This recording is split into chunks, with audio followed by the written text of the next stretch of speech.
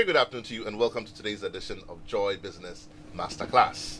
Masterclass is powered by Joy Business and brought to us by Goyle. Goyle, good energy, Goyle, Yenara, Yedia. Masterclass comes your way every Wednesday at 1:30 p.m. and runs all the way through to 2:15 p.m. here on your superstation Joy 99.7. My name, as always, is Yabanafo, and I'm glad to be your host for today's edition of Masterclass. We started a certain conversation on Masterclass here last week on psychological safety at the workplace, psychological safety at work. And a couple of things stayed with me in that conversation. I'll just share them very quickly.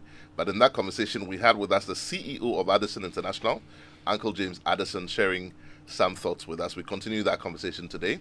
But just very briefly, for those of us who missed the show last week, a video is available online, myjoyonline.com. Go there or go to our YouTube page or our Facebook page. You can by all means watch the video of what happened last week. We're also streaming live on Facebook right now. So for those of you who are not driving and who want to watch the show instead of listen to it, please tune in and also join the show.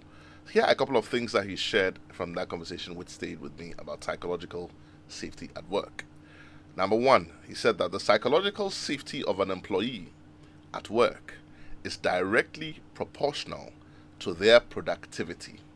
The psychological safety of an employee at work is directly proportional to their productivity. And this one goes straight to employers.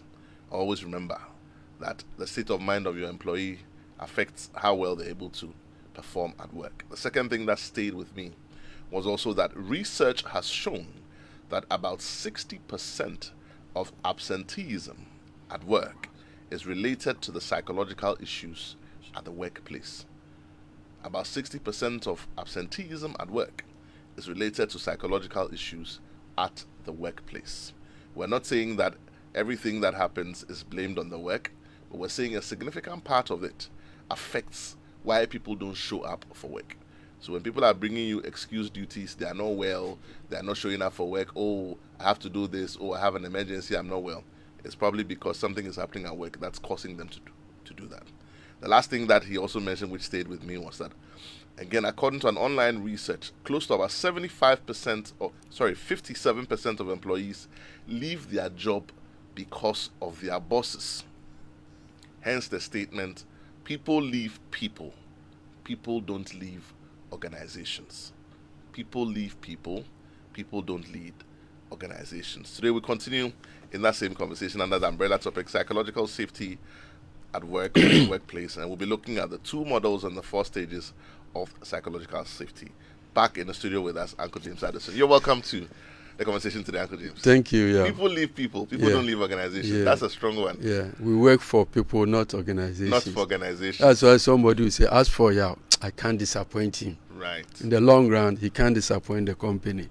So it's very important that we see the people as the most important resource. Right. And I think these are some of the ways to do that.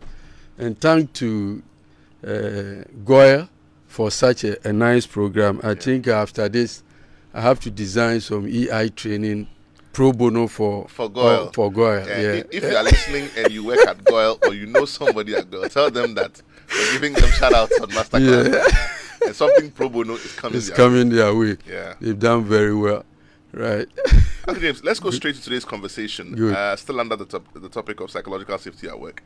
Today we're looking at 2 models and 4 stages of psychological safety, just sharing some more knowledge for employers to appreciate better, and also for employees to understand why their colleagues behave the way they do. So that together we all become better. If our institutions and our entrepreneurs become better, our businesses become better, they generate more, it creates a good economy, and we are all better for it, isn't it? So let's go ahead and share that additional information. Thank you very much. My shout out to all the KTGs. Right. Absunians, if they are watching or you are watching, tell them that your gentleman is in the studio. I have some Absu guy in my office. I'm sure he's listening. You know yourself. So Absu 93. Right. Good. Now, today we are looking at the process of building the psychological safety at the workplace. Now, when people start working, psychological state become a process for them. It's not the day 1, day 2, year 1, year 2 that they will be able to feel psychologically safe. So we need to move them from one stage to the other. So briefly, we're going to look at psychological safe workplace, the 2 dimensions of psychological safety. We'll look at the psychological safety garters, and then I will introduce people to the 4 levels of psychological safety. Then I will go ahead and look at it a little bit detailed. So we're going to look at inclusion safety, learner safety, contributor safety, challenger safety. Then we'll draw some conclusions, which